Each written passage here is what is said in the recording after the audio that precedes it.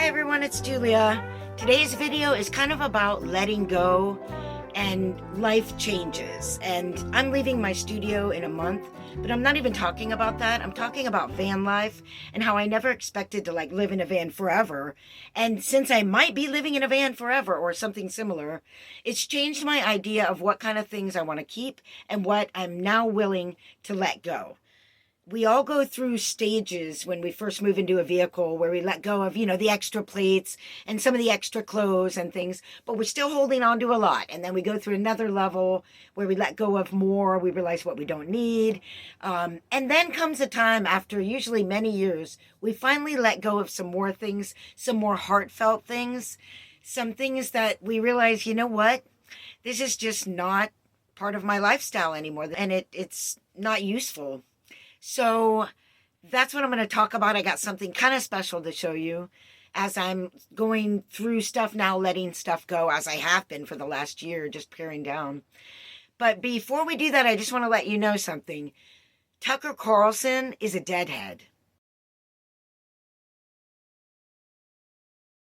Odd, I know. Unexpected, but we'll get to that. So these are all of my vintage concert posters from, a couple from Grateful Dead, but mostly from Widespread Panic. And if you know me, you know that I am a deadhead. I went to 50 shows when I was young, a kid, and went to a lot of Widespread Panic shows, like 300. And we used to collect the posters, and some of them were from the band, but most of them are fan art. Different artists would paint and draw the band members. And we would collect them. So that's what I have here. And I realized I'm not going to be able to keep them all because I don't have a lifestyle anymore where I have walls. I always thought I was saving them so I could put them in a frame, put them in nice frames and then hang them in my place, whatever place that was ultimately the place. I didn't even hang them up in places I had last because they weren't the ultimate place. You know what I mean? There's this mythical ultimate place that you'll live that I realize now is probably never going to come. So there are a bunch of these posters that I can let go of now, and I'm going to save a few of them too. So let me show you just a couple of them for fun. You would go to a series of shows like a tour, a spring tour, and this artwork would be there, and then it wouldn't be at the next tour. It's not like you could get it online and order it from the band. This is fan made, and they made so many, and that was it.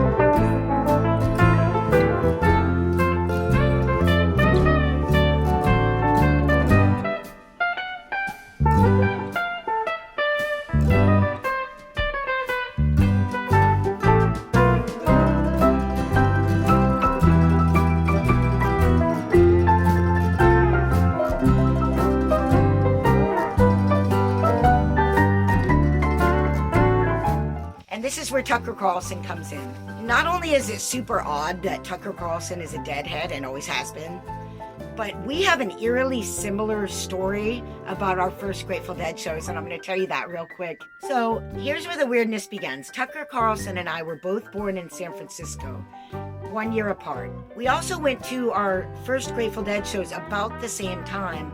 He went in 84 to 85. It was a New Year's show. I went 85 to 86, which was a New Year's show. Both of the shows were in the Bay Area. The way that we each got to our first shows is similar too. Tucker Carlson went with his younger brother. They took the family car, and Tucker Carlson drove it there at age 15, about an hour away. My girlfriend and I hitchhiked about 2 hours to the Bay Area to get to our first show, and I was 14. Tucker Carlson and I both got our tickets in a very similar way. We both got them from an old man, and we both ended up getting this miracle ticket that was nearly impossible. Tucker Carlson told his younger brother, "Hey, so I'm going into the show now. Sorry you didn't get a ticket." So my friend and I, before we got to the show, she goes, "By the way, if I get a ticket and you don't, I'm going to go in. You'll have to stay in the parking lot." And I didn't know there was a parking lot scene. And I was like, "What?" you know, I couldn't believe she would leave me out there, which would have been amazing because it's amazing out there. Well, we did part.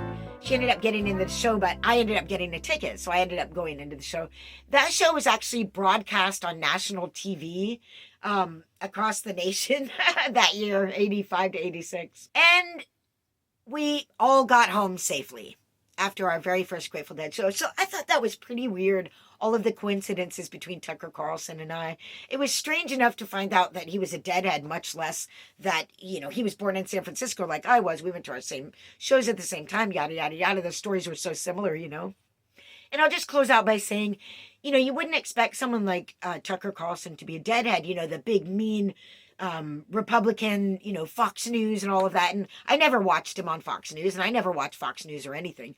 But he's kind of really stepped out of that box since he was fired, and has broadened his journalism, you know.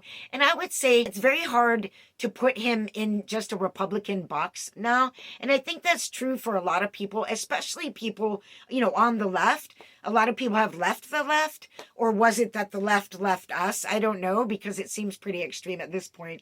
I'm from the left, and I agree with almost zero of what the liberal left is pushing for these days.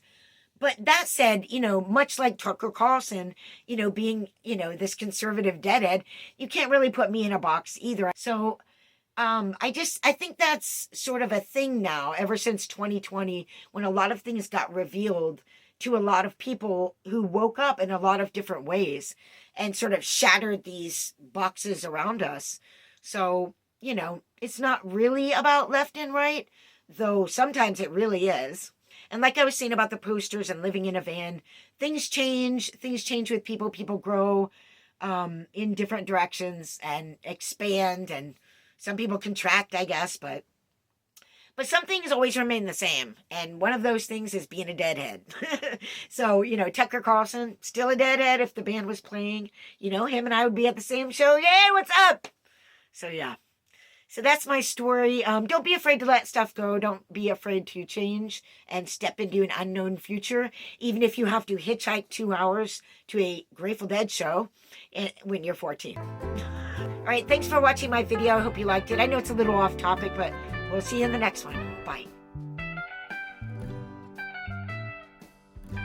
This Grateful Dead was put into the sidewalk there, but also here across the street it's hard to see, but there's widespread panic.